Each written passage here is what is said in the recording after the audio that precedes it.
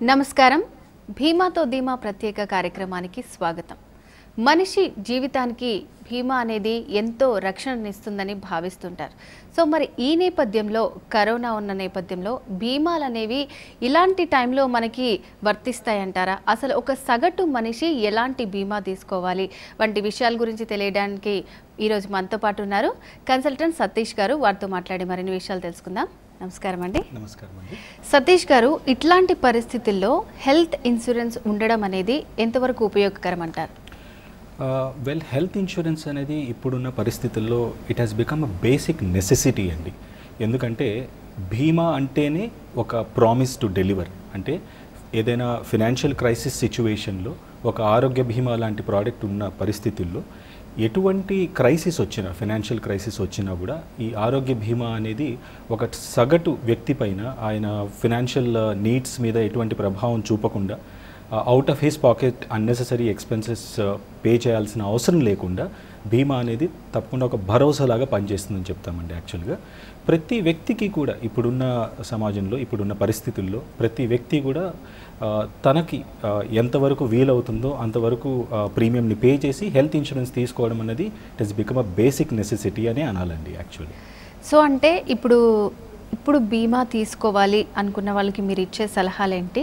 And అలాగే ఇంతకు ముందు తీసుకున్న వాళ్ళకి ఇప్పుడు ఆ బీమా అనేది వర్తిస్తుందా? ఇప్పుడు తీసుకున్న వాళ్ళు ఏం చేయాలంటారు? ఓకే, ఫస్ట్ మమ్మల్ని చాలామంది ఈ మధ్యకాలంలో అడుగుతున్న కామన్ క్వశ్చన్ ఏంటి అంటే, ఆల్రెడీ హెల్త్ ఇన్సూరెన్స్ పాలసీ తీసుకున్న వాళ్ళకి ఈ కరోనా వైరస్ లాంటివి కవర్ అవుతాయా అన్నది బేసిక్ క్వశ్చన్ అసలు యాక్చువల్గా. ఏ హెల్త్ ఇన్సూరెన్స్ పాలసీ అయినా, అంటే ఇండియాలో కాంప్రిహెన్సివ్ హెల్త్ ఇన్సూరెన్స్ పాలసీస్ లేదా ఇండెమ్నిటీ హెల్త్ ఇన్సూరెన్స్ పాలసీస్ అంటారు. అంటే మనకి దాదాపుగా తెలిసిన అన్ని హెల్త్ ఇన్సూరెన్స్ పాలసీస్లో కూడా కరోనా లాంటి ట్రీట్మెంట్స్కి కవరేజ్ ఇస్తారండి యాక్చువల్గా. సో దాని గురించి వరి అవ్వాల్సిన అవసరం లేదు. IRDAI అంటే insurance regulatory development authority of India క్లియర్గా ప్రతి ఇన్సూరెన్స్ కంపెనీకి ఇన్స్ట్రక్షన్స్ పాస్ ఆన్ చేసింది that any claim related to corona virus treatment should be covered అండి యాక్చువల్గా. నౌ హెల్త్ ఇన్సూరెన్స్ కవరేజ్ లేని వాళ్ళు ఇప్పుడు ఒకవేళ హెల్త్ ఇన్సూరెన్స్ తీసుకోవాలి అంటే వాళ్ళు కొన్ని ఆస్పెక్ట్స్ మీద మెయిన్ ఫోకస్ చేయాల్సి వస్తుంది. నెంబర్ 1, ఇప్పుడు హెల్త్ ఇన్సూరెన్స్ పాలసీ తీసుకోవాలి అంటే ఏ kind of health insurance policy తీసుకోవాలి? ఎందుకంటే ఇప్పుడు మార్కెట్లో 2 రకాల హెల్త్ ఇన్సూరెన్స్ పాలసీస్ అవైలబుల్ ఉన్నాయని చెప్పుకోవాలి. Number 1, comprehensive health insurance policies or indemnity health insurance policies where not only corona అంటే స్పెసిఫిక్గా ఒక పర్టికులర్ డిసీజ్ అనే కాకుండా అన్ని రకాల ట్రీట్మెంట్స్, అది చిన్న వైరల్ ఫీవర్ దగ్గర నుంచి మొదలు పెట్టుకొని యాక్సిడెంట్స్ కానివ్వండి, క్రిటికల్ ఇల్నెసెస్ కానివ్వండి, ఇట్లా కాంప్రహెన్సివ్గా దాదాపుగా అన్ని ట్రీట్మెంట్స్కి ఉపయోగపడే ఇండెమ్నిటీ పాలసీస్ ఒక ఎత్తు. ఇటువంటి సిచ్యువేషన్స్ వచ్చినప్పుడు, అంటే ఈ పాండమిక్ లైక్ కరోనా వచ్చిన సందర్భంలో చాలా వరకు insurance companies corona specific health insurance policies కూడా లాంచ్ చేశారు. అందులో కేవలం ట్రీట్మెంట్ రిలేటెడ్ టు కరోనా మాత్రమే కవరేజ్ ఇస్తారండి యాక్చువల్గా. సో కావాలంటే అటువంటి పాలసీస్ కూడా తీసుకునే అవకాశం ఉంటుంది. దేర్ఫోర్ ఒక కస్టమర్ తన నీడ్ ఏంటి, నిజంగా మనకు ఒక కాంప్రహెన్సివ్ హెల్త్ ఇన్సూరెన్స్ పాలసీ కావాలా, లేదా కేవలం ఈ పర్టికులర్ పీరియడ్లో కరోనా ట్రీట్మెంట్ అంటూ ఏదైనా అవసరమైతే దానికి హెల్త్ ఇన్సూరెన్స్ కావాలా అనేది అండర్స్టాండ్ చేసుకోవాలండి. ఏ ఫినాన్షియల్ ఎక్స్పర్ట్ని మనం కన్సల్ట్ చేసినా అఫోర్డ్ చేయగలిగితే ఒక రెగ్యులర్ హెల్త్ ఇన్సూరెన్స్ పాలసీని తీసుకోమని అడ్వైస్ చేస్తారు. బికాస్ ఇవాళ రోజున కరోనా చూస్తున్నాం, వీ నెవర్ నో ఫ్యూచర్లో ఇంకెటువంటి డిసీజెస్ వస్తాయో మనకు తెలియదు. కాబట్టి అన్ని విధాలా ప్రిపేర్ అయి ఉండడం కోసం మనం ఒక కాంప్రహెన్సివ్ హెల్త్ ఇన్సూరెన్స్ పాలసీ తీసుకోవడం ఇంపార్టెంట్ అనేది నా ఒపీనియన్ అండి యాక్చువల్గా. నెక్స్ట్, ఒక హెల్త్ ఇన్సూరెన్స్ పాలసీ తీసుకునేటప్పుడు ఏ ఆస్పెక్ట్స్ మీద మెయిన్ ఫోకస్ చేయాల్సి వస్తుంది అంటే, ఒక ఇన్సూరెన్స్ కంపెనీకి సంబంధించిన వాటి క్లెయిమ్ సెటిల్మెంట్ ట్రాక్ రికార్డ్ ఎలా ఉంది, రెండవది వాళ్ళు ఎన్ని నెట్వర్క్ హాస్పిటల్స్లో క్యాష్లెస్ ఫెసిలిటీ ప్రొవైడ్ చేస్తున్నారు అనేది ఇంపార్టెంట్, మూడవది ఆ పాలసీస్లో ఇంకేమైనా లిమిట్స్ ఉన్నాయా, అంటే వాటిని క్యాపింగ్స్ అని అంటూ ఉంటారు. అంటే హాస్పిటలైజేషన్ టైంలో రూమ్ రెంట్కి నేను ఇంతే పే చేస్తానని ఇన్సూరెన్స్ కంపెనీ చెప్పడం కానివ్వండి, లేదా పలానా సర్జరీకి నేను ఇంత మాత్రమే మీకు ఎలిజిబిలిటీ ఇస్తానని చెప్తూ ఉంటాయి కొన్ని కంపెనీస్. ఇట్లాంటి సబ్ లిమిట్స్ ఏమైనా ఉన్నాయా, ఇట్లా కొన్ని ఆస్పెక్ట్స్ మీద మనము ఫోకస్ చేసి ఒక బెటర్ హెల్త్ ఇన్సూరెన్స్ పాలసీని తీసుకోవడం ఇంపార్టెంట్ అని మేము సజెస్ట్ చేస్తామండి యాక్చువల్గా. సో సతీష్ గారు, మీరు చెప్పింది 100% కరెక్ట్. సో ఇప్పుడు వచ్చినటువంటి ఈ కరోనా డిసీజ్ ఎవ్వరు ఊహించింది, తర్వాత ఎట్లాంటివి వస్తాయో కూడా మనకి తెలియదు. సో మరి ఇలాంటి నేపథ్యంలో ఏవైనా కొత్త పాలసీలు తీసుకొస్తున్నారా? ఇంకా ఎలాంటి పాలసీలు తీసుకుంటే బాగుంటుంది అంటారు? రైట్, ఇంతకుముందు మనం అనుకున్నట్లు ఒక ఇండెమ్నిటీ లేదా comprehensive based health insurance policies తీసుకోవడం ఎప్పుడు కూడా అడ్వైజబుల్ అండి. బికాస్ మీరు అన్నట్లు కరోనా అన్నది ఇప్పుడు మనం ఎవరు ఊహించని ఒక పాండమిక్ అని చెప్పాలి. ఎందుకంటే ఒక 3 months బ్యాక్ మనం ముందుకెళ్ళి అంటే మేబీ ఫెబ్లో కానీ జనవరిలో కానీ ఎవరు ఊహించుండరు ప్రపంచం ఈ విధంగా చేంజ్ అయిపోతుంది. Almost half the world I believe is in lockdown. So ఇటువంటి సిచ్యువేషన్స్ ఎలా వస్తాయి అనేది ప్రిడిక్ట్ చేయడం కష్టం, నెంబర్ 1. రెండోది, ఫ్యూచర్లో ఇటువంటి డిసీజెస్ ఇంకెన్ని వస్తాయో మనం ప్రిడిక్ట్ చేయలేం కాబట్టి అన్ని విధాలా ప్రిపేర్ అయి ఉండడం కోసం ఒక కాంప్రహెన్సివ్ హెల్త్ ఇన్సూరెన్స్ పాలసీ లాంటి ఒక బీమా తీసుకొని మనం పెట్టుకోవడం అనేది చాలా ఇంపార్టెంట్ అండి. బికాస్ కాంప్రహెన్సివ్ పాలసీస్ లేదా ఇండెమ్నిటీ హెల్త్ ఇన్సూరెన్స్ పాలసీస్లో వైడ్ రేంజ్ ఆఫ్ కవరేజ్ ఉంటుంది. అంటే కేవలం స్పెసిఫిక్గా కొన్ని ట్రీట్మెంట్స్ అనే కాకుండా దాదాపుగా ఒక మనిషి జీవితంలో వచ్చే అన్ని మేజర్ ఇల్నెసెస్, అంటే ఒక చిన్న వైరల్ ఫీవర్ దగ్గర నుంచి మొదలు పెట్టుకొని మోస్ట్ కాంప్లికేటెడ్ క్రిటికల్ ఇల్నెసెస్ వరకు ఈ ఆరోగ్య బీమా సంస్థల నుంచి ఆఫర్ చేసే కాంప్రహెన్సివ్ పాలసీస్లో కవరేజ్ ఉంటుందండి. దేర్ఫోర్ అటువంటి పాలసీస్ తీసుకోవడం better. Then insurance companies need బేసిస్లో, అంటే ఇప్పుడు కొన్ని సీజన్స్లో మనం గమనిస్తూ ఉంటాము ఈ డెంగీ ఫీవర్ చాలా ఎక్కువ ఉన్న టైంలో డెంగీ స్పెసిఫిక్ పాలసీస్ వస్తూ ఉంటాయి. అట్లాగే కరోనా టైంలో కరోనా స్పెసిఫిక్ పాలసీస్ వస్తున్నాయి. ఇట్లా నీడ్ బేసిస్ని బట్టి ఇన్సూరెన్స్ ఇండస్ట్రీలో ఇప్పుడు చాలా ఎక్కువ కంపెనీస్ ఉన్నాయి. వీళ్ళందరూ ఈ ప్రోడక్ట్స్ మీద కూడా చాలా రీసెర్చ్ చేస్తూ ఉంటారు. కాబట్టి నీడ్ బేసిస్లో as and when there is any demand for such products డెఫినెట్గా ఆ పర్టికులర్ సెగ్మెంట్ని అడ్రస్ చేయడం కోసము దాని తగిన పాలసీస్ ఖచ్చితంగా వస్తాయండి మన కంట్రీలో. సో ఇప్పుడు సతీష్ గారు, ఇప్పుడున్న పరిస్థితుల్లో ప్రతి ఒక్క సామాన్యుడికి వచ్చే క్వశ్చన్ అనమాట ఇది. లైక్ ఇప్పుడు వాళ్ళ ఈఎంఐ పెండింగ్స్ కానివ్వండి, ఇంటి కరెంటు బిల్లులు అవి, అట్లాగే పాలసీ తీసుకున్న వాళ్ళు కూడా ఇప్పుడు ఇది డ్యూ డేట్ ఉంటే తర్వాతకి ఏమన్నా ఎక్స్టెండ్ అయ్యే అవకాశాలు ఉన్నాయా, లేకపోతే దాన్ని అట్లనే కంటిన్యూ చేస్తారా?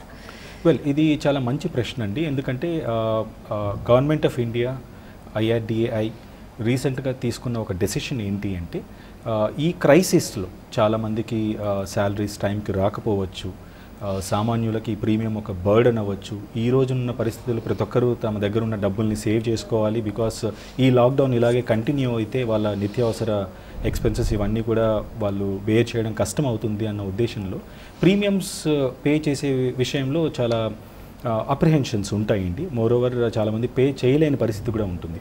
అందుకని మామూలుగా ఇన్సూరెన్స్ కంపెనీస్ వాళ్ళ ప్రీమియం పే చేసే డేట్ నుంచి, అంటే డ్యూ డేట్ అని అంటారు ఇన్సూరెన్స్ టర్మ్స్లో, డ్యూ డేట్ నుంచి అడిషనల్గా 30 days గ్రేస్ పీరియడ్ అనేది ప్రొవైడ్ చేస్తారండి.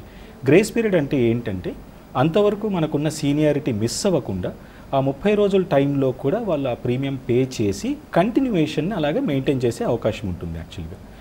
సో అయితే గ్రేస్ పీరియడ్లో మామూలుగా ఈ క్లెయిమ్స్ని ఇన్సూరెన్స్ కంపెనీస్ సెటిల్ చేయవండి. ఉదాహరణకి ఒక policy due date April 1st నుండి 30 April వరకు తను రెన్యూ చేసుకునే అవకాశం ఉన్నప్పటికీ కూడా ఒకవేళ policy holder 25th April 26th April ఆ పాలసీ రెన్యూ చేశారు అని అనుకుంటే ఈ మధ్యలో ఈ గ్యాప్ పీరియడ్లో ఆ 25 daysలో ఏదైనా క్లెయిమ్ వస్తే ఇన్సూరెన్స్ కంపెనీస్ ఆ గ్రేస్ పీరియడ్లో క్లెయిమ్స్ సెటిల్ చేయరండి.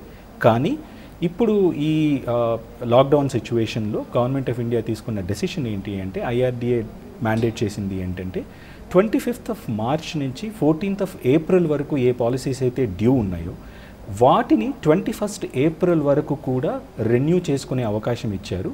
వితౌట్ వరీయింగ్ అబౌట్ ఈ మధ్యలో ఈ క్లెయిమ్స్కి సంబంధించినంత వరకు ఎటువంటి ఇబ్బందులు లేకుండా ఈవెన్ 21st April రెన్యూ చేసుకున్నా కూడా మధ్యలో క్లెయిమ్స్ కూడా ఎలిజిబిలిటీ ఇస్తూ దాన్ని బ్రేక్ ఇన్ పీరియడ్గా కన్సిడర్ చేయకుండా పాలసీస్ని అలాగే కంటిన్యూ చేస్తారండి. హవెవర్ ఇప్పుడు ఎక్స్టెన్షన్ లాక్డౌన్ 3rd వరకు చేశారు కాబట్టి ఇప్పుడు ఏం డెసిషన్ తీసుకుంటారు అనేది మనం వెయిట్ చేసి చూడాలండి. ఓకే సతీష్ గారు, ఇప్పుడు వరకు మనం మాట్లాడుకున్నాయని, సో పాలసీ తీసుకున్న వాళ్ళకి ఏంటి ప్రయోజనాలు, ఈ డ్యూ డేట్ ఏంటి, అసలు ఎలాంటి పాలసీ తీసుకోవాలి దాని గురించి మాట్లాడుకున్నాం. లైక్ ఇప్పుడు అసలు పాలసీ ఏంటి అని తెలియని వాళ్ళు, అసలు ఈ హెల్త్ పాలసీ అంటే ఏంటి, అది తీసుకుంటే మాకు ఎట్లాంటి బెనిఫిట్స్ వస్తాయి, అది ఎలా ఉపయోగపడుతుంది అని తెలియని వాళ్ళు కూడా చాలామంది ఉన్నారు.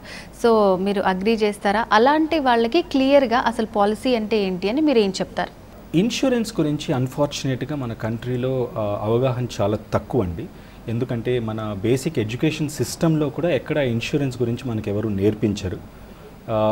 కొన్ని ఫ్యామిలీస్ అయితే ఇన్సూరెన్స్ గురించి మాట్లాడడం అన్నదే అశుభంగా లేదా ఒక బ్యాడ్ ఒమెన్గా కన్సిడర్ చేస్తారు. దేర్ ఫోర్ ఆ బేసిక్ అండర్స్టాండింగ్ అనేది మన కంట్రీలో చాలా తక్కువ అని చెప్పాలి. అందుకని పెనిట్రేషన్ ఆఫ్ ఇన్సూరెన్స్ ప్రోడక్ట్స్ అంటే మనం ప్రపంచ స్థాయి దేశాలతో కంపేర్ చేసుకుంటే డెవలప్డ్ కంట్రీస్ లైక్ యుఎస్ కానీ, యూకే కానీ, యుఎస్ కానీ, or some of the most developed European countries కానివ్వండి, వీటితో మనం కంపేర్ చేసుకుంటే penetration of insurance in India is marginal అండి. అంటే హెల్త్ ఇన్సూరెన్స్ లాంటి ఒక ప్రోడక్ట్కి I would say less than 7% of the Indian population has their own personal health insurance అసలు యాక్చువల్గా. సో ఆ అవగాహన అనేది పెరగడం చాలా ఇంపార్టెంట్. ఎందుకు ఇన్సూరెన్స్ అనేది ఇంపార్టెంట్ ఒకసారి ఆలోచిద్దాం. మారుతున్న జీవన శైలిని బట్టి, అంటే ఇప్పుడు మన లైఫ్ స్టైల్లో చాలా చేంజెస్ వచ్చాయి. బహుశా మనం కొన్ని సంవత్సరాల ముందు జనరేషన్స్ గురించి మాట్లాడుకుంటే అప్పట్లో ఒక ఏజ్ అంటే 50 years 60 years వచ్చేంత వరకు డయాబెటీస్ కానీ, హైపర్ టెన్షన్ కానీ, లేకపోతే హార్ట్ డిసీజెస్ కానీ ఇట్లాంటివి పెద్ద కన్సర్న్ అయ్యేవి కాదు అసలు యాక్చువల్గా. ఎందుకంటే అప్పట్లో వాళ్ళ వర్క్ స్టైల్ అలా ఉండేది, అంటే ఫిజికల్ యాక్టివిటీ చాలా ఉండేది, వాళ్ళ ఆహార ధాన్యాల్లో ఈ అడల్ట్రేషన్ అనే ప్రాబ్లం లేదు, ప్లస్ పౌష్టిక విలువలు అనేవి చాలా ఎక్కువ ఉండేవి అసలు యాక్చువల్గా. కానీ ఇప్పుడు dynamics have completely changed. There are lot of factors మన కంట్రోల్లో లేనివి, అంటే పొల్యూషన్ కానివ్వండి, లేకపోతే స్ట్రెస్ కానివ్వండి, ఇట్లా చాలా ఫ్యాక్టర్స్ వల్ల మనం we are prone to more risk.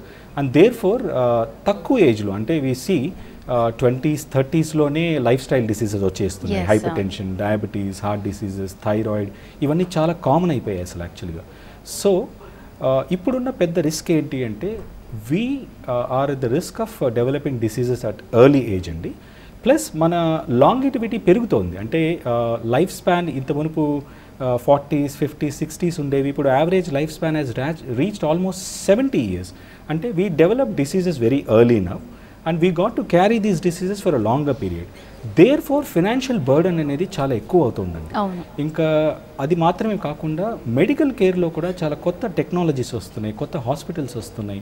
There four medical inflation వల్ల ప్రతి సంవత్సరం కాస్ట్ ఆఫ్ ట్రీట్మెంట్ కూడా పెరుగుతూనే వెళ్తూ ఉంటుందండి యాక్చువల్గా. సో ఇవన్నిటిని మనం ఒకసారి దృష్టిలో పెట్టుకొని మనం ఆలోచించినట్లయితే ఇప్పుడు ఆరోగ్యానికి మించిన అసెట్ ఇంకోటి లేదండి. The wealthiest is probably the healthiest. ఎవరికైతే ఏ డిసీజెస్ లేవో అతను ప్రాబబ్లీ ఇప్పుడున్న సిచ్యువేషన్లో చాలా ధనవంతుడని మనం చెప్పుకోవాలి అసలు యాక్చువల్గా.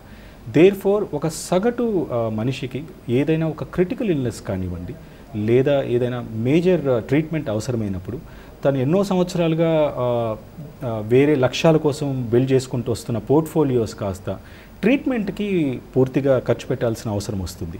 సో అదే బీమా ఉన్నట్లయితే, ఆరోగ్య బీమా, హెల్త్ ఇన్సూరెన్స్ పాలసీస్ లాంటివి ఉన్నట్లయితే ఆ బర్డన్ అన్నది ఆ ఫ్యామిలీ మీద పడదండి. ఇన్సూరెన్స్ కంపెనీ ఆ భరోసా ఒక పాలసీ హోల్డర్కి ఇస్తుంది. కంప్లీట్ ట్రీట్మెంట్ ఎక్స్పెన్సెస్ అంతా కూడా ఇన్సూరెన్స్ కంపెనీయే హాస్పిటల్కి డైరెక్ట్గా పే చేస్తుందండి.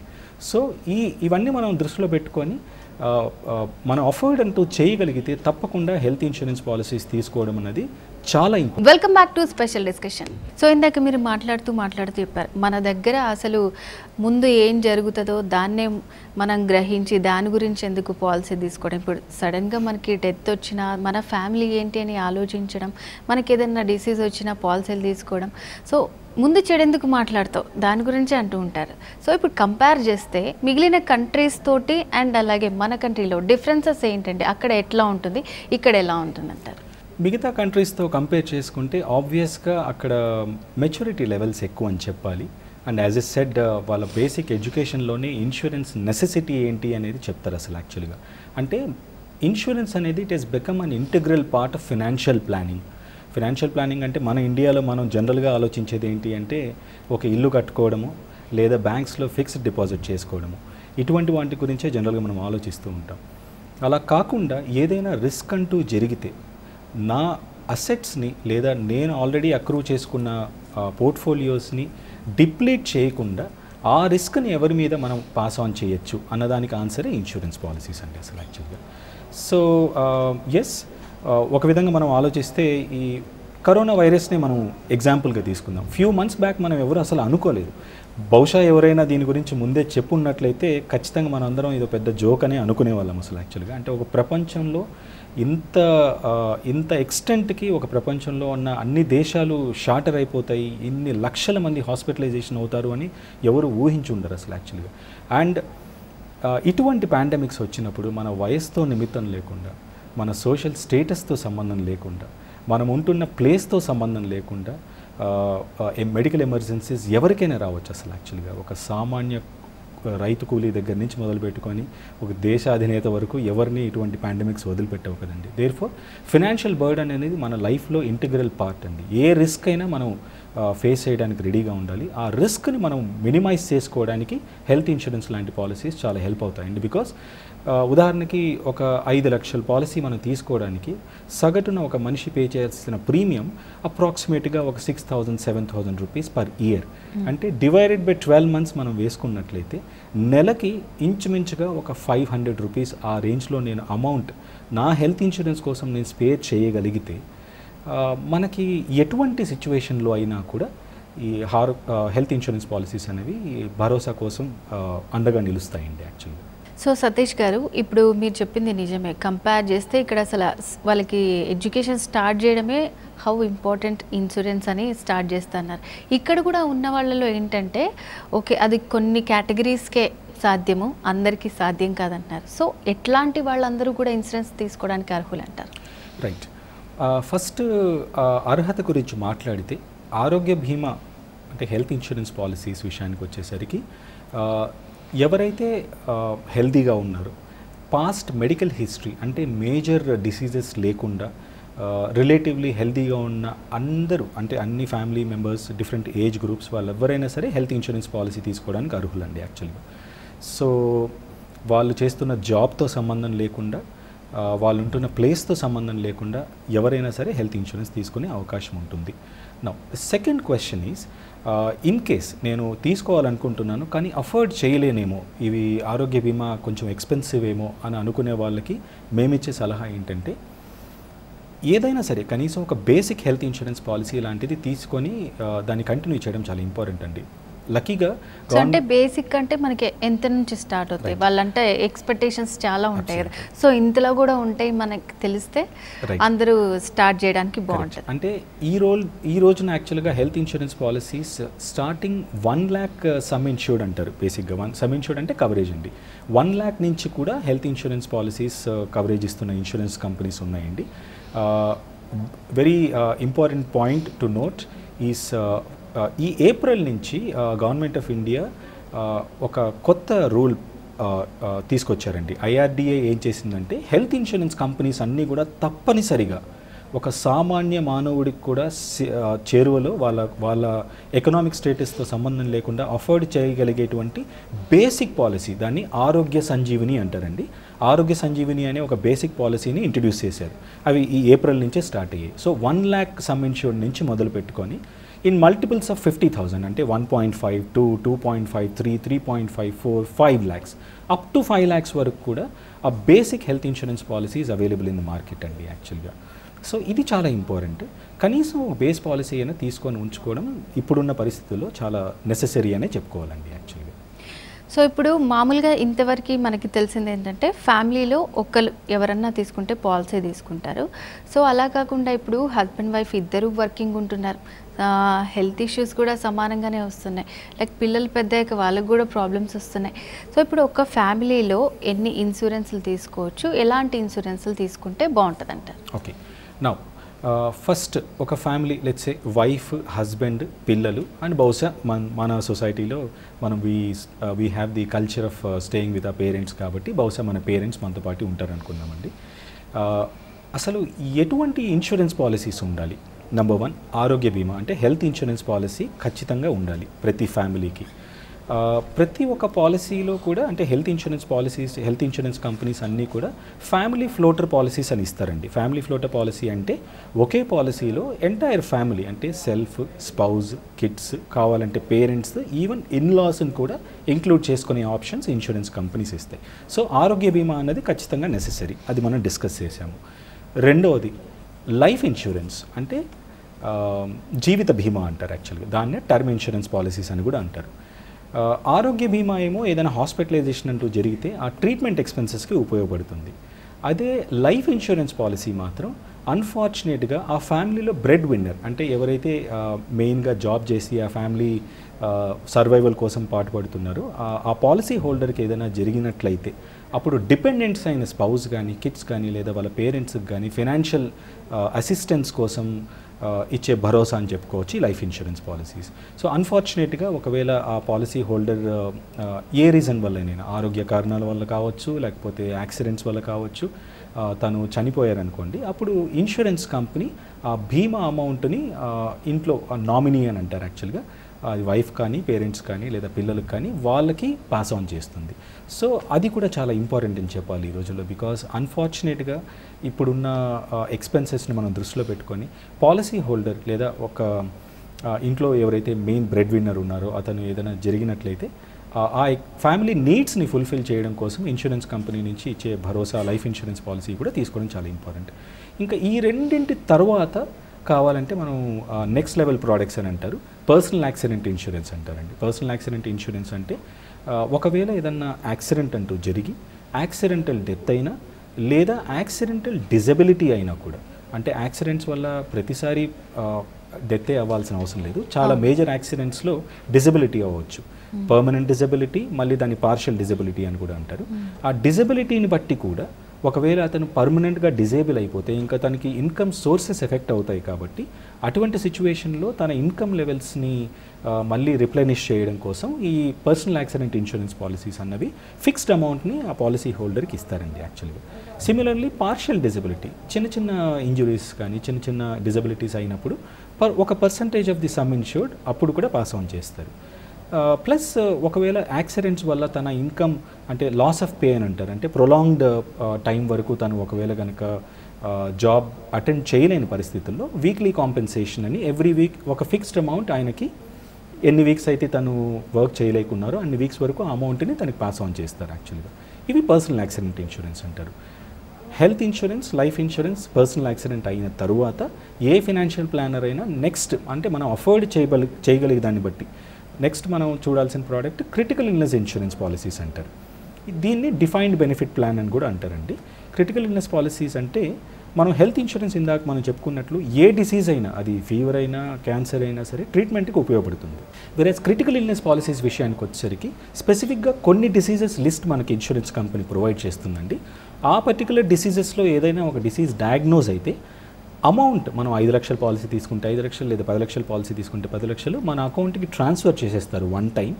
ఆ ఎక్స్పెన్స్ అంటే ఆ అమౌంట్ నేను ట్రీట్మెంట్కి ఉపయోగించుకుంటానా లేకపోతే నా హౌస్ హోల్డ్ ఎక్స్పెన్సెస్కి యూస్ చేసుకుంటానా లేదా ఇతరత్ర కమిట్మెంట్స్ ఏమైనా ఉంటే దానికి నేను దీన్ని యూస్ చేసుకుంటానా అన్నది ఆ పాలసీ హోల్డర్ ఇష్టానికి వదిలేస్తారండి. బట్ క్రిటికల్ ఇల్నెస్ పాలసీస్ ఎందుకు ఇస్తారు అంటే ఏదైనా ఒక మేజర్ క్రిటికల్ ఇల్నెస్ వచ్చినప్పుడు ఫ్యామిలీ మీద ఫినాన్షియల్ బర్డెన్ అనేది ఖచ్చితంగా ఉంటుంది కాబట్టి తన ఇన్కమ్ సోర్సెస్ కూడా డిప్లీట్ అవుతాయి కాబట్టి హాస్పిటల్ ఎక్స్పెన్సెస్తో సంబంధం లేకుండా అదనంగా ఇచ్చే పాలసీస్ అండి. సో నార్మల్గా health, life, accident, critical illness policies ఈ ఆర్డర్లో తీసుకోమని చెప్తారు ఫినాన్షియల్ ప్లానర్స్ కస్టమర్స్ కండి యాక్చువల్గా. చాలా బాగా చెప్పారండి. సో ఇప్పుడున్న పొజిషన్లో ఏంటంటే ఇప్పుడు మనకు వచ్చినటువంటి డిసీజ్ కరోనా ఇది ఒకరి నుంచి ఒకరికి స్ప్రెడ్ అవుతుంది. సో లైక్ ఇప్పుడు ఫ్యామిలీలో ఒకరికి వచ్చిందంటే అందరికీ అది స్ప్రెడ్ అయిపోతుంది. సో చాలా డేంజరస్. ఇట్లాంటి సిచ్యువేషన్లో ఒక్క పాలసీ అంటే ఇప్పుడు హెల్త్ ఇన్సూరెన్స్ అనేది ఫ్యామిలీ మొత్తానికి కూడా తీసుకోవచ్చు అంటారు. రైట్, ఫ్యామిలీ మొత్తానికి కూడా హెల్త్ ఇన్సూరెన్స్ తీసుకునే అవకాశం ఉంటుందండి. మన ప్రీమియం పేయింగ్ క్యాపబిలిటీని బట్టి అంటే మనం ఎంత ఇన్కమ్ ఎర్న్ చేస్తున్నాము, ఇన్సూరెన్స్ కోసం మనం ఎంత అమౌంట్ అలకేట్ చేయగలుగుతాము అన్న దాన్ని బట్టి మనము ఎంత సమ్ ఇన్సూర్డ్ అనేది డిసైడ్ చేసుకొని పాలసీ కవరేజ్ తీసుకునే అవకాశం ఎంటైర్ ఫ్యామిలీకి ఇస్తాయండి ఇన్సూరెన్స్ కంపెనీస్. ఒకవేళ ఫ్యామిలీ మెంబర్స్ అందరూ కలిపి ఒక ఫ్యామిలీ ఫ్లోటర్ అని అంటారు, ఫ్యామిలీ ఫ్లోటర్ పాలసీ తీసుకుంటే ఈవెన్ ఒక ఇన్సిడెంట్లో మల్టిపుల్ మెంబర్స్ హాస్పిటలైజేషన్ అయినప్పటికీ కూడా ఎంత కవరేజ్ అయితే ఉందో ఆ కవరేజ్ మొత్తాన్ని ఆ ఫ్యామిలీ మెంబర్స్ అందరూ వాడుకునే అవకాశాన్ని ప్రొవైడ్ చేస్తారండి. దేర్ ఫోర్ మనం అఫోర్డ్ చేయగలిగితే ఎస్పెషలీ ఫ్యామిలీ మెంబర్స్ అందరూ ఇంక్లూడ్ అయిన కేసెస్లో మెయిన్ జనరల్గా అడ్వైస్ చేసేది ఏంటంటే కనీసం ఒక 5 లక్షల నుంచి 10 లక్షల వరకైనా ఒక ఆరోగ్య బీమా అనే పాలసీని తీసుకొని వాటిని కంటిన్యూ చేసుకుంటూ ఉండడం బెటర్ అని చెప్తాం. బికాస్ ట్రీట్మెంట్ ఎక్స్పెన్సెస్ చాలా ఎక్స్పెన్సివ్ అవుతున్నాయండి.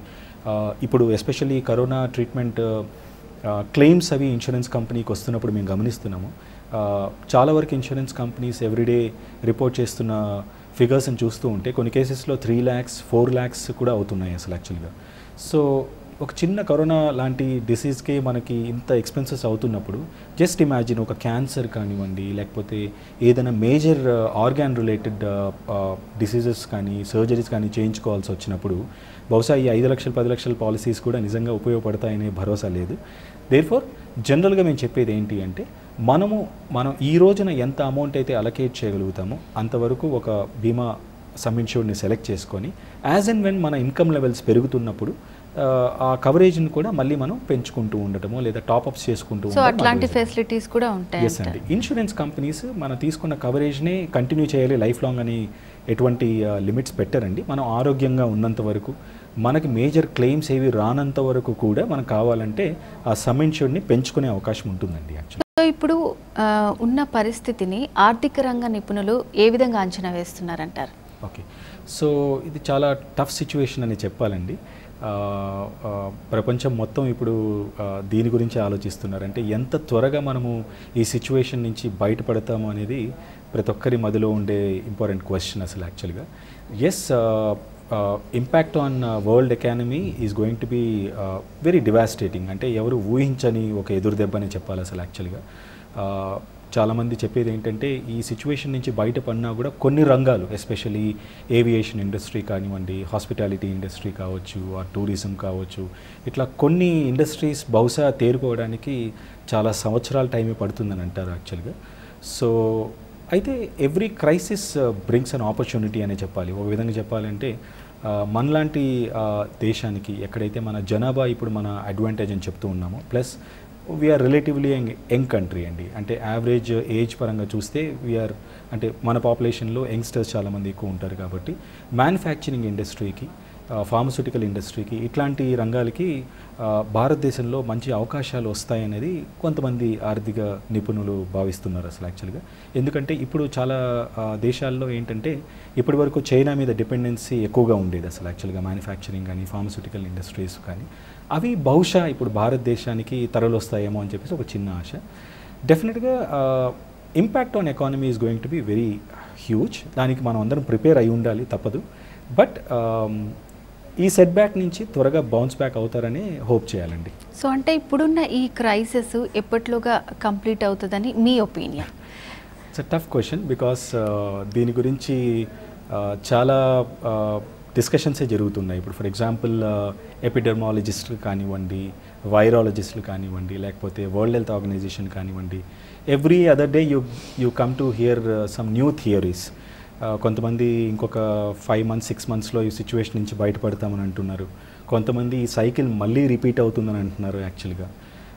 సో బట్ డెఫినెట్గా ఒక 1.5 year టైం అయితే ఇది మొత్తం ఒక నార్మల్సీ సిచ్యువేషన్కి రావడానికి టైం అవుతుందని చాలామంది ఒప్పుకుంటున్నటువంటి సిచ్యువేషన్ అని అనాలి. హవెవర్ కొద్దిగా రిలాక్సేషన్స్ అవి వచ్చినా కూడా life will not be the same. ఇంత ముందులాగా మన సోషల్ గ్యాదరింగ్స్ కానివ్వండి, ఇవన్నీ సేమ్ సిచ్యువేషన్కి ఇప్పట్లో అయితే వస్తాయని నేను అనుకోవట్లేదు యాక్చువల్గా. So let's only hope for the best. So అలాగే సతీష్ గారు, ఇప్పటివరకు అసలు పాలసీలు తీసుకోని వారికి అండ్ అలాగే తీసుకోవాలి అనుకునే వాళ్ళకి మీరు ఇచ్చే సలహాలు ఏంటి? Well, first thing, health insurance is very important అండి. ఇప్పటి వరకు హెల్త్ ఇన్సూరెన్స్ మీద బహుశా మనకి అంత అవగాహన లేకపోవచ్చు, లేకపోతే ఇన్సూరెన్స్ కంపెనీస్ కూడా బహుశా అది ఎస్పెషల్లీ సిటీస్లో ఎక్కువ ఫోకస్ చేస్తూ ఉంటారు, కానీ రూరల్ మార్కెట్స్లో పెద్దగా ఫోకస్ చేసి ఉండకపోవచ్చు. But it's high time. ఎందుకంటే హెల్త్ ఇన్సూరెన్స్ లాంటి ప్రోడక్ట్ లేకపోతే ఏమవుతుంది అనేది మనము ఒక చిన్న ఎగ్జాంపుల్ చెప్తానండి. వరల్డ్ హెల్త్ ఆర్గనైజేషన్ ఇచ్చే రిపోర్ట్స్ ప్రకారం చూస్తే భారతదేశం లాంటి దేశంలో యావరేజ్గా 70% of the people pay their hospital expenses out of their pocket. అంటే కేవలం ఒక 20 to 30% ఆఫ్ ది పీపుల్ మాత్రమే ఇన్సూరెన్స్ ద్వారా వాళ్ళ హాస్పిటల్ బిల్స్ని పే చేసుకుంటున్నారు. 50% అబోవ్ మనం అప్పు చేసి వాళ్ళు కడుతున్న పరిస్థితులనే చూస్తున్నాం. అబ్సల్యూట్లీ. ఒక మేజర్ హాస్పిటలైజేషన్ అయిన సందర్భంలో families right from richest to rags అని అంటారు యాక్చువల్గా. సో అంటే అప్పటి వరకు ఎన్నో కళల సౌధాల్ని మనం బిల్డ్ చేసుకొని ఏదో ఒక పర్టికులర్ గోల్ కోసం మనం పెట్టుకున్న డబ్బులు అన్నిటినీ కూడా కేవలం హాస్పిటలైజేషన్ కోసమే ఉపయోగించి కంప్లీట్గా వాళ్ళు షాటర్ అయిపోయినా లేకపోతే బ్యాంక్రప్ట్ అయిపోయిన సిచ్యువేషన్స్ మనం చాలా చూస్తూ ఉంటామండి. సో ఇట్స్ హై టైం మన ఇన్కంలో ఒక పర్సంటేజ్ ఆఫ్ అమౌంట్ మనం ఇన్సూరెన్స్ కోసం ఖచ్చితంగా తీసి పెట్టుకోవాలండి అసలు యాక్చువల్గా. సో ఎంతో కొంత బీమాతో ముందు స్టార్ట్ చేయడం అనేది ఇంపార్టెంట్. మన ఇన్కమ్ లెవెల్స్ పెరిగే కొద్దీ దాన్ని బట్టి మనం ఇన్సూరెన్స్ కవరేజెస్ని కూడా పెంచుకోవచ్చు. ఇక్కడ మన కంట్రీలో ఒక పెక్యులర్ సిచ్యువేషన్ ఉందండి. డెవలప్డ్ కంట్రీస్ లైక్ యుఎస్ కానివ్వండి, యూకే కానివ్వండి, ఆస్ట్రేలియా, ఇటువంటి దేశాల్లో సోషల్ సెక్యూరిటీ అంటారు. అంటే సగటున మనం పే చేసే ట్యాక్స్నిచ్చే గవర్నమెంట్ ఏంటంటే వాళ్ళ ఆరోగ్య బీమాని గవర్నమెంటే తన రెస్పాన్సిబిలిటీగా తీసుకొని మెజారిటీ ఆఫ్ ది పాపులేషన్కి గవర్నమెంటే ప్రొవైడ్ చేస్తుంది అసలు యాక్చువల్గా. బికాస్ అక్కడ ట్యాక్స్ స్ట్రక్చర్స్ డిఫరెంట్గా ఉంటాయి. Percentage of the taxes that are charge from the population or the citizens there is definitely much higher. Versus ఇండియాలో ఆ ఫ్లెక్సిబిలిటీ లేదు. సో హెల్త్ ఇన్సూరెన్స్ అన్నది మన హెడేక్, ఎస్పెషలీ కామన్ మ్యాన్ అంటే ఒక middle class, upper middle class ఫ్యామిలీస్కి health insurance అనేది మనం తీసుకుంటే తప్ప ప్రొవైడ్ ఇన్సూరెన్స్ కంపెనీస్ కానీ లేదా గవర్నమెంట్ కానీ చెయ్యదు అసలు. బిలో పవర్టీ లైన్ అంటే ఇప్పుడు వైట్ రేషన్ కార్డ్ హోల్డర్స్ కానివ్వండి, వాళ్ళకి రకరకాల సదుపాయాలు ఉన్నాయి. అంటే ఉదాహరణకి ఆరోగ్యశ్రీ ప్రోగ్రామ్ కానివ్వండి, ఆర్ ఈ ఆయుష్మాన్ భారత్ లాంటి స్కీమ్స్ లోవర్ ఇన్కమ్ గ్రూప్ వాళ్ళకి అదొక భరోసా అని చెప్పచ్చు. అలాగే కొంచెం హెచ్ఎన్ఐ కస్టమర్స్, మంచి స్థాయిలో ఉన్న వాళ్ళకి హెల్త్ ఇన్సూరెన్స్ నెసెసిటీ పెద్దగా వాళ్ళకి అనిపించదు. ముఖ్యంగా ఈ మధ్యలో ఉన్న మధ్యతరగతి, దిగువ మధ్యతరగతి లేదా అబవ్ మిడిల్ క్లాస్ వీళ్ళకి చాలా ఎక్కువ రిస్క్ ఉంటుంది. బికాస్ వీళ్ళకి వేరే సోర్స్ ఉండదు. దేర్ ఫార్ ఇటువంటి వాళ్ళు ఖచ్చితంగా హెల్త్ ఇన్సూరెన్స్ లాంటి పాలసీస్ తీసుకోవడం అనేది చాలా ఇంపార్టెంట్ అండి యాక్చువల్లీ. ఓకే.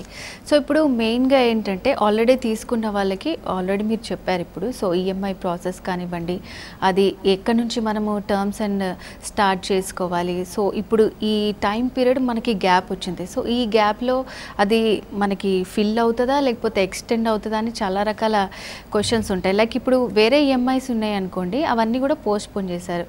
సో దాంతోపాటు ఇది కూడా కంటిన్యూ అవుతుందా లేకపోతే దీనికి ఏమన్నా వేరే మార్గాలు ఉన్నాయంటారా? వెల్, మనం ఇందాక డిస్కస్ చేసుకున్నట్లు ఈ లాక్డౌన్ పీరియడ్లో డ్యూ ఉన్న పాలసీస్ వరకు గవర్నమెంట్ 21st ఏప్రిల్ వరకు రిలాక్సేషన్ అయితే ఇచ్చిందండి. హవెవర్ ఇప్పుడు లాక్డౌన్ ఎక్స్టెండ్ అయ్యింది కాబట్టి డెఫినెట్గా గవర్నమెంట్ దీని మీద మళ్ళీ డిసిషన్ అనౌన్స్ చేస్తుందని మేము ఎక్స్పెక్ట్ చేస్తున్నాం, నెంబర్ 1. రెండోది ఇట్స్ అన్ఫోర్సీన్ సిచ్యువేషన్ అండి, ఎవరు ఊహించని పరిణామం కాబట్టి డెఫినెట్గా ఇన్సూరెన్స్ కంపెనీస్ కూడా సానుకూలంగా స్పందించి పాలసీ హోల్డర్స్కి దానికి తగినటువంటి ఫ్లెక్సిబుల్ ఆప్షన్స్ ప్రొవైడ్ చేస్తారని నేను నమ్ముతున్నానండి. ఈవెన్ డ్యూ డేట్ కంప్లీట్ అయిన కేసెస్లో కూడా ఆ పాలసీని మళ్ళీ రీఇన్స్టేట్ చేసుకుని కంటిన్యూ చేసే ఆప్షన్స్ వస్తాయని నేను బిలీవ్ చేస్తున్నానండి యాక్చువల్లీ. సో సతీష్ గారు, గ్రూప్ ఇన్సూరెన్స్లని అంటూ ఉంటారు. అసలు గ్రూప్ ఇన్సూరెన్స్ అంటే ఏంటి, దాని గురించి డీటెయిల్స్గా చెప్తారు? ఓకే. గ్రూప్ ఇన్సూరెన్స్ పాలసీ అంటే ముఖ్యంగా మనం ఎంప్లాయీ పాలసీస్ అని చెప్పుకోవచ్చండి. అంటే ఒక సంస్థలో పనిచేస్తున్నటువంటి ఉద్యోగులకి ఆ సంస్థ ఇచ్చే ఒక గ్రూప్ పాలసీ అండి. అంటే ఇది ఎంప్లాయ్మెంట్ స్టేటస్కి లింక్ అయి ఉంటుంది. నేను ఆ సంస్థలో పనిచేస్తున్నన్ని రోజులు ఆ ఇన్సూరెన్స్ కంపెనీ పాలసీ నాకు బెనిఫిట్స్ వర్తింపజేస్తుందండి యాక్చువల్గా. నేను ఆ ఇన్సూరెన్స్ కంపెనీ పాలసీ బెనిఫిట్స్ని డే 1 నుంచే అవైల్ చేసుకునే ఆప్షన్ ఉంటుందండి యాక్చువల్గా. గ్రూప్ ఇన్సూరెన్స్ పాలసీస్లో దాదాపుగా అన్ని ఇన్సూరెన్స్ కంపెనీస్ పెద్ద రెస్ట్రిక్షన్స్ ఏం లేకుండా, అంటే ఈవెన్ ఏవైనా ప్రీ ఎగ్జిస్టింగ్ డిసీజెస్ ఉన్నా కూడా డే 1 నుంచే కవరేజ్ ఇవ్వటం కానివ్వండి, లేకపోతే మెటర్నిటీ బెనిఫిట్ అంటారు దానికి కవరేజ్ ఇవ్వడం కానివ్వండి, లేదా అవసరమైతే పేరెంట్స్ను కూడా వాళ్ళ పాలసీలోనే యాడ్ చేసుకునే ఫ్లెక్సిబిలిటీ కానివ్వండి, ఇట్లా రకరకాల గ్రూప్ పాలసీస్ బెనిఫిట్స్ అవి ప్రొవైడ్ చేస్తూ ఉంటారు. మెరిట్స్ ఉన్నాయి, డిమెరిట్స్ ఉన్నాయి. సో అంటే ఓన్లీ వర్కింగ్ వాళ్ళకేనా? ఎస్, గ్రూప్ ఇన్సూరెన్స్ పాలసీలో ఆ ఆర్గనైజేషన్లో వర్క్ చేస్తున్న ఎంప్లాయీ, తన డిపెండెంట్స్ అంటే స్పౌజ్, కిడ్స్, అండ్ ఒకవేళ ఇన్సూరెన్స్ పాలసీ కనుక పేరెంట్స్ని కూడా ఇంక్లూడ్ చేసుకునే ఆప్షన్ ఉంటే పేరెంట్స్ కానీ ఇన్లాస్ని కానీ ఇంక్లూడ్ చేసుకునే ఆప్షన్ ఇస్తుంది. విచ్ మీన్స్ ఇక్కడ బేసిక్ లింక్ ఏంటి అంటే నేను ఆ సంస్థలో ఎంప్లాయీ అయి ఉండాలి. సో ఆ సంస్థతో సంబంధం లేని వాళ్ళకి గ్రూప్ ఇన్సూరెన్స్ పాలసీస్ వర్తించవండి యాక్చువల్గా. గ్రూప్ ఇన్సూరెన్స్ పాలసీస్ ఉన్నా కూడా పర్సనల్ హెల్త్ ఇన్సూరెన్స్ పాలసీస్ తీసుకోమని మేము రికమెండ్ చేస్తాం. దానికి రీజన్ ఏంటి అంటే group insurance policies are link to employment status. ఇంతకుముందు అనుకున్నట్లు the moment you leave the organisation, అంటే ఆ కంపెనీ నేను చేంజ్ అయినా లేదు, ఆ సంస్థ ఒకవేళ ఇన్సూరెన్స్ పాలసీస్ని ఫైనాన్షియల్ రీజన్స్ వల్ల డిస్కంటిన్యూ చేసిన అప్పటి వరకు ఉన్న సీనియారిటీ మనకు మిస్ అవుతుంది. మళ్ళీ ఇన్సూరెన్స్ లేని పరిస్థితికి మనం వస్తాం కాబట్టి మోర్ ఓవర్ ఏదైనా క్రిటికల్ ఇల్నెస్ లాంటి వచ్చిన సందర్భంలో సపోజ్ నాకు నా సంస్థ నుంచి ఒక 2 లక్షలు 3 లక్షలు ఇన్సూరెన్స్ కవరేజ్ ఇస్తున్నారు, కానీ నా హాస్పిటల్ ఖర్చులు ఒకవేళ ఒక 8 లక్షలు 10 లక్షలు అవుతున్న సందర్భంలో ఆ అడిషనల్ ఎక్స్పెన్సెస్ బర్డన్ కూడా మన మీద పడకుండా మనం కావాలంటే గ్రూప్ ఇన్సూరెన్స్ పాలసీతో పాటుగా పర్సనల్ హెల్త్ ఇన్సూరెన్స్ కూడా తీసుకునే అవకాశం ఉంటుందండి యాక్చువల్గా. ఓకే, సో అంటే ఇందులో ప్లస్ మైనస్ గురించి చెప్తున్నారు. రైట్. మెరిట్స్ విషయానికి వచ్చేసరికి గ్రూప్ ఇన్సూరెన్స్ పాలసీస్లో దాదాపుగా అన్ని ట్రీట్మెంట్స్కి డే 1 నుంచి కవరేజ్ తీసుకునే ఆప్షన్ ఉంటుందండి. అంటే ఒకవేళ నేను బయట పర్సనల్ హెల్త్ ఇన్సూరెన్స్ పాలసీ తీసుకున్నట్లయితే, అంటే రిటైల్ హెల్త్ ఇన్సూరెన్స్ ప్లాన్స్ అంటారు, రిటైల్ హెల్త్ ఇన్సూరెన్స్ పాలసీస్లో మనకి ఇనీషియల్ వెయిటింగ్ పీరియడ్స్ అంటారు. అంటే ఫస్ట్ 1 మంత్లో కేవలం యాక్సిడెంట్కి మాత్రమే కవరేజ్ ఇస్తారు. సిమిలర్లీ ఫస్ట్ 2 ఇయర్స్లో కొన్ని ట్రీట్మెంట్స్ లైక్ ఈ నీ జాయింట్ రిప్లేస్మెంట్స్ కానీ, క్యాటరాక్ట్ ట్రీట్మెంట్ కానీ, గర్భసంచి ఆపరేషన్, పైల్స్, ఇట్లా కొన్ని ట్రీట్మెంట్స్కి 2 ఇయర్స్ వరకు కవరేజ్ ఉండదండి. అంటే ఆ వెయిటింగ్ పీరియడ్స్ కంప్లీట్ అయిన తర్వాతనే 3rd ఇయర్ నుంచి కవరేజ్ ఇస్తారు రిటైల్ పాలసీస్లో. అట్లాగే ప్రీ ఎగ్జిస్టింగ్ డిసీజెస్, అంటే ఎవరైనా ఒక పాలసీ హోల్డర్ పాలసీ తీసుకునే ముందే డయాబెటీస్ కానీ, లేకపోతే బ్లడ్ ప్రెషర్ కానీ, థైరాయిడ్ కానీ, ఆస్తమా కానీ, ఇట్లాంటి ప్రీ ఎగ్జిస్టింగ్ డిసీజెస్ ముందు నుంచే కనుక ఉన్నట్లయితే పాలసీ తీసుకున్న ఒక స్పెసిఫిక్ పీరియడ్ కంప్లీట్ అయిన తర్వాతనే, అంటే 3 సంవత్సరాలు 4 సంవత్సరాలు ఆ పర్టికులర్ పీరియడ్ కంప్లీట్ అయిన తర్వాత నుంచి మాత్రమే ఇన్సూరెన్స్ కంపెనీస్ ఆ డిసీజ్ రిలేటెడ్ ట్రీట్మెంట్స్కి కవరేజ్ ఇస్తారండి. ఇవి రిటైల్ పాలసీస్లో, అంటే మన పర్సనల్ హెల్త్ ఇన్సూరెన్స్లో. వేరేస్ గ్రూప్ హెల్త్ ఇన్సూరెన్స్ పాలసీస్లో కొంచెం డిఫరెంట్గా ఉంటుందండి. గ్రూప్ పాలసీస్లో డే 1 నుంచే కవరేజ్ ఇస్తాయి ఇన్సూరెన్స్ కంపెనీస్. సో ఈ వెయిటింగ్ పీరియడ్స్ అనేవి ఉండవు కాబట్టి గ్రూప్ పాలసీస్లో ఆ అడ్వాంటేజ్ అని చెప్పుకోవచ్చు. డీమెరిట్స్ విషయానికి వచ్చేసరికి మనం ఇందాక అనుకున్నట్లు ఒకవేళ నా ఎంప్లాయ్మెంట్లో ఏమైనా మార్పులు వచ్చినా, నేను ఇంకొక కంపెనీలో జాయిన్ అయినా, అటువంటి సందర్భంలో ఆ ప్రీవియస్ సీనియారిటీ అనేది క్యారీ ఫార్వర్డ్ అవ్వదు. అందుకనే ఏమవుతుంది అంటే గ్రూప్ ఇన్సూరెన్స్ పాలసీస్ని మనం లైఫ్ లాంగ్ సొల్యూషన్ కింద కన్సిడర్ చేయకూడదండి. వీలైనంత వరకు మనకున్న బడ్జెట్లో పర్సనల్ హెల్త్ ఇన్సూరెన్స్ పాలసీస్ తీసుకోవడం ఎప్పుడు అడ్వైజబుల్ అండి. ఓకే సతీష్ గారు, అసలు ఇన్సూరెన్స్ అనేది ఎవరు తీసుకోవాలి? ఇప్పుడున్నటువంటి క్రైసిస్లో మనకి ఇన్సూరెన్స్ ఎంత ఉపయోగపడుతుంది? సో మెయిన్లీ మన కంట్రీలో అసలు ఇన్సూరెన్స్ ఎలాంటి వాళ్ళు తీసుకుంటే బాగుంటుందని దీని గురించి కంప్లీట్ డీటెయిల్స్ అన్ని చాలా చక్కగా తెలియజేశారంటే thank you so much. Thank you అండి. ఇది ఇవాల్టి భీమాతో ధీమా ప్రత్యేక కార్యక్రమం. మరో కార్యక్రమంలో మళ్ళీ కలుసుకుందాం. అంతవరకు సెలవు. నమస్తే.